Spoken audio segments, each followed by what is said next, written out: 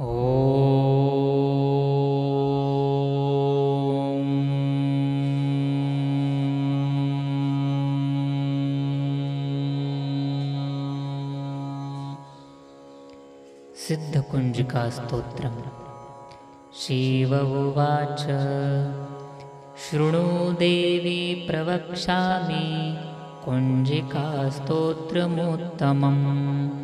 येन मन्त्रप्रभावेण चण्डीजापः शुभो भवेत्। न कवचं नार्गलास्तोत्रं कीलकं न रहस्यकम्। न सूक्तं नापि ध्यानं च न न्यासो न च वार्चनं।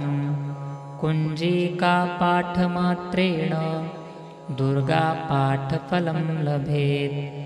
अतिगुह्यतरं देवी देवानामपि दुर्लभं। गोपनीयं प्रयत्नेन स्वयोनिरिव पार्वती। मारणं मोहनं वश्यं स्तम्भनोच्चाटनादिकं। पाठमात्रेण संसिद्धेत् कुञ्जिकास्तोत्रमुत्तमम्। अथ मन्त्रः। ॐ ऐं ह्रीं क्लीं चामुण्डायै विच्चे। ॐ ग्लौं हुं क्लीं जुं सः ज्वालय ज्वालय ज्वल ज्वल प्रज्वल प्रज्वल। ऐं ह्रीं क्लीं चामुण्डायै विच्चे। ज्वलहं सं लं क्षं फट् स्वाहा इति मन्त्रः। नमस्ते रुद्ररूपिण्ये नमस्ते मधुमर्दिनी। नमः कैटभहारिण्ये नमस्ते महिषार्दिनी। नमस्ते शुभहन्त्रे च निशुम्भासुरघातिनी। जागृतं हि महादेवी जपं सिद्धं कुरुष्व मे। ऐङ्कारी सृष्टिरूपायै ह्रीङ्कारी प्रतिपालिका।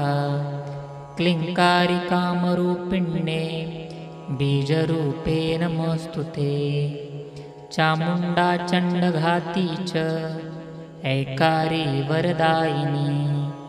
विच्चे चाभयदा नित्यं नमस्ते मन्त्ररूपिणी। धां धिं धुं धर्जटे पत्नी वां विं वुं वागधीश्वरे। क्रां क्रीं क्रूं कालिका देवी शां शीं शुं मे शुभं कुरु। हुं हुं हुङ्काररूपिण्ये जं जं जं जम्भनादिनी। भ्रां ब्रीं ब्रूं भैरवी भद्रे भवान्ये ते नमो नमः। अं कं चं टं तं पं यं शं विं दुं ऐं विं हं क्षं। द्विजाग्रं द्विजाग्रं त्रोटय त्रोटय दीप्तं कुरु कुरु स्वाहा। पां पिं पुं पार्वती पूर्णा खां खीं खुं खेचरी तथा। सां सीं सुं सप्तशती देव्या मन्त्रसिद्धिं कुरुष्व मे। इदं तु कुञ्जिकास्तोत्रं मन्त्रजागर्ति हेतवे। अभक्तेनैव दातव्यं गोपितं रक्ष पार्वती। यस्तु कुञ्जिकया देवी एनां सप्तशतीं पठेत् न तस्य जायते सिद्धिररण्ये रोदनं यथा। इति श्रीरुद्रयामले गौरीतन्त्रे शिवपार्वतीसंवादे कुञ्जिकास्तोत्रं सम्पूर्णम्। ॐ तत्सत्।